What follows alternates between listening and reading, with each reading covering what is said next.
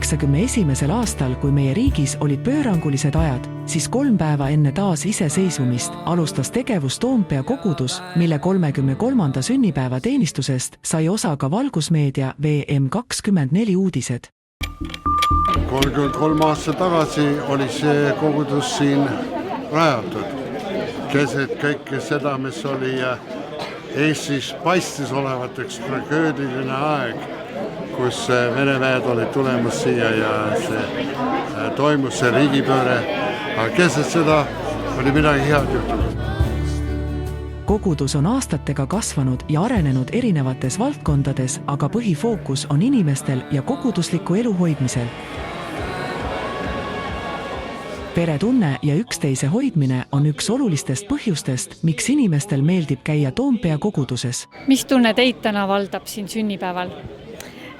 Väga-väga positiivne meeleolu on, et kõik, mida sa oled nädal aega teinud või paari kuu jooksul teinud, see, kuidas see kajastub päeva ees, kuidas jutlustust ja kõike üle viiakse, see on minu jaoks selline väga lõbus, väga tore kogemus.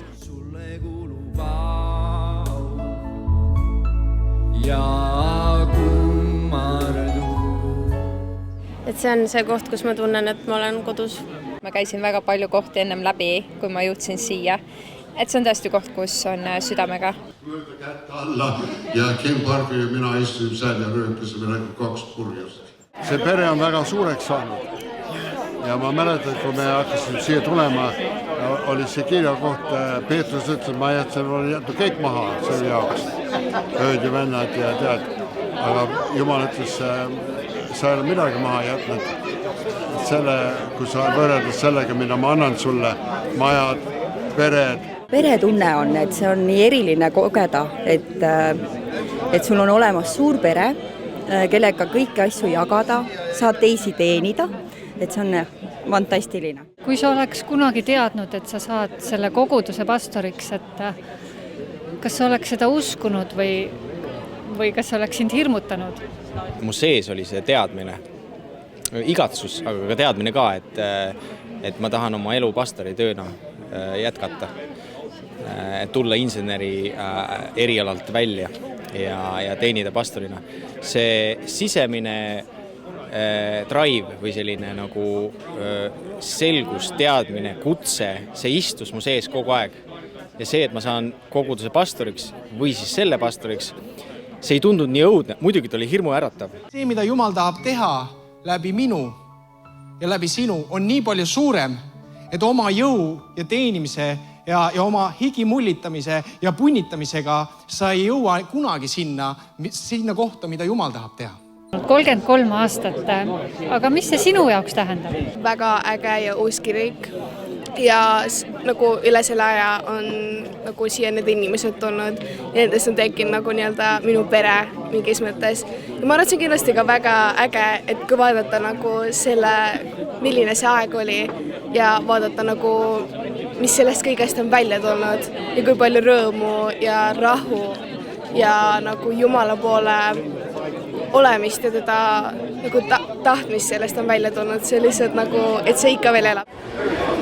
Läbi aastate on tulnud ja läinud inimesi, kes on saanud oma elule uue alguse, mis on toonud esile muutusega koguduse sees, mida saab tunnetada igaüks, kes on selle sisse astunud.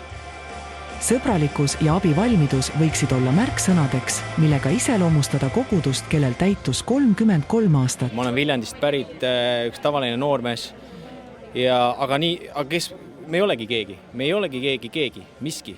Aga mis teeb sellest keegist miski on jah Jumalale, minu sõnakuulelikkus. Ja Jumal haarab sellest jahist kinni ja sellest kuulekusest, sellest nõusolekust ja sellest lepingust, mis ma temaga teen ja ta kasvatab mind selliseks, toob hariduse, tarkuse, allumise, meelevalla, oskuse võidmise ja ta kasvatab sellesse positsiooni ja see on ime otsa. Ma ei olegi keegi, ma olengi tavaline eestlane, aga Jumal teeb seda imelist tööd ainult siis, kui ma luban. Ja minu jah on see nõusolek, jah Jumal, sa võid mind teha.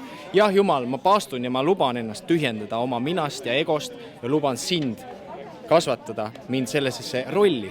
Jumal otsustab, keda ta pastoriks teeb ja kutsub. Nii et kui me tahame võimsad Jumala mehed ja naised olla ja kasutatud võimsalt tema poolt, siis me peame õppima ühte kunsti väga selgelt, alistuma ja talle hästi tihti jah ütlema.